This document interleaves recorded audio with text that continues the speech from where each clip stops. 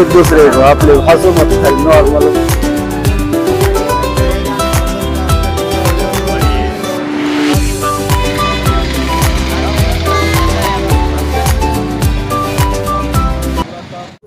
आमची महाराष्ट्रात कसे आम्ही 16 जागा लढवल्या त्या 16 जागेतनं आमची एक मुफ्ती इस्माईल साहेब जिंकून आलेले आहेत।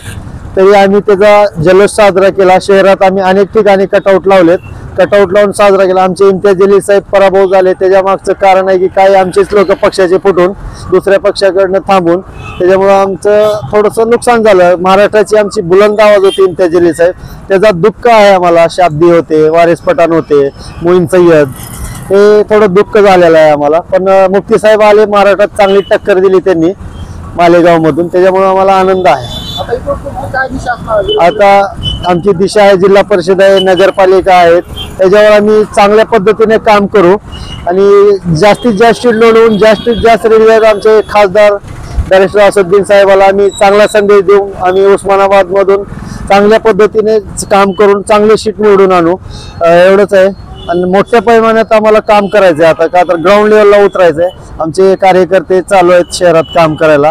आमचे जिल्हा अध्यक्ष मुस्तफा खान हे पण सगळी टीम, जाफर मुजावर आहेत, अल्फाज शेख, जमीर खान, मोहसिन शेख, हे सगळे आमच्या सोबत आहेत। आणि आता ग्राउंडला काम चालू केलेलं आहे, जास्तीत जास्त लढवून जास्तीत जास्त निकाल आणू आम्ही।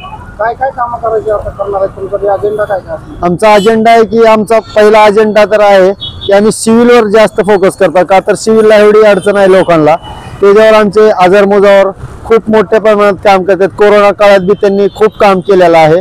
आणि आता आम्हाला जे गल्लीत रोड झालेले नाहीत, नाले, त्याच्यावर आम्ही आमची टीम पूर्ण उतरून जे बिलं घेऊन बसलेले आहेत, सत्ताधाऱ्यांनी कामं मंजूर केली आहेत आणि कामं करत नाहीत, हे असं आझाद चौक असेल, खिरनीमाळा, रसूलपुरा, मिली कॉलनी, तांबरी आहे, इकडे बरेच ठिकाणी आम्हाला भाडूनगर, गालिबनगर या ठिकाणी जाऊन जे राहिलेले काम आहेत त्याच्यावर पूर्ण काम करून आम्हाला चांगल्या प्रमाणात जनतेला दाखवायचं की आम्ही हे काम करू शकते। आरक्षण मुद्द्यावर आमचं एक दिवशी आंदोलन होईल। आता यांचं सत्ताधाऱ्यांचं बघू, शपथविधी आहे त्याच्यामुळे थांबलो, नाही तर मोठं आम्ही धरणे आंदोलन करणार आहोत। शिक्षणावर बी पाहिजे आम्हाला आणि नोकरीत बी आरक्षण पाहिजे, 5% तर शिक्षणात आम्हाला पाहिजेत।